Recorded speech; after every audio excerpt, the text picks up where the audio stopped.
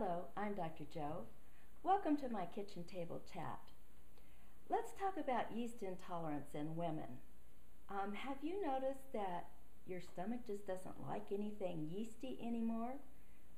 When you eat bread, your belly bloats up. It gets really uncomfortable. Or maybe something that has vinegar in it, like salad dressing, just irritates your stomach. Pickles, you used to love pickles, and now you can't eat them anymore because your stomach just doesn't like them. You know what happened to me? I started developing discomfort when I ate cottage cheese. And I thought, what is wrong with this cottage cheese? Why does it make my stomach hurt? So I threw it away. I bought a new fresh carton of cottage cheese. Same thing, made my stomach hurt. I thought, how can I get so many cartons of bad cottage cheese? Well, by the third fresh new carton of cottage cheese, and I ate it and made my stomach hurt, I began to realize that it wasn't the cottage cheese, it was me. Something was wrong with me. And so maybe you're experiencing that too. Maybe other cultured products bother you too, like even cheese or yogurt. Or maybe you find you're not feeling good when you go into damp or old buildings. That's because there's a lot of mold around. So you're just developing this intolerance to yeast and yeast products and molds, the yeast, fungus, mold class of organisms. Even indoor houseplants might bother you, and you might not realize that. So if you have some in your house and you find you're having some of these symptoms I described, you might want to at least move them out of your bedroom. The problem with indoor houseplants is that mold can grow in the soil, and the spores get released into your environment, and if you don't tolerate yeast, fungus, mold, then you start feeling bad. Maybe it just makes you feel blah, no energy, or kind of foggy-headed.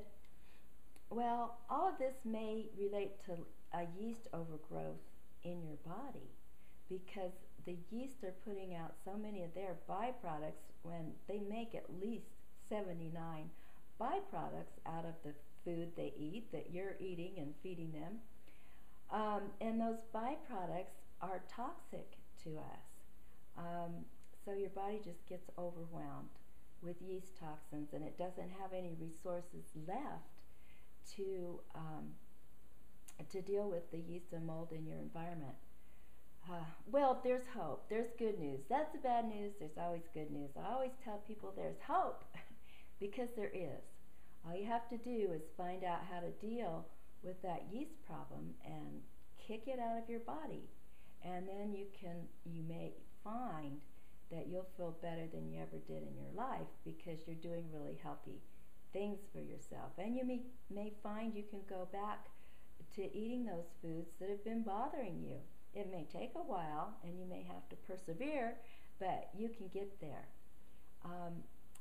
In my years as a physician, I thoroughly researched the yeast problem, mainly because, or at least to start with, because I had a yeast overgrowth, and I didn't know what was making me so sick until a doctor happened to tell me about it, and I thought, oh, that's what I have.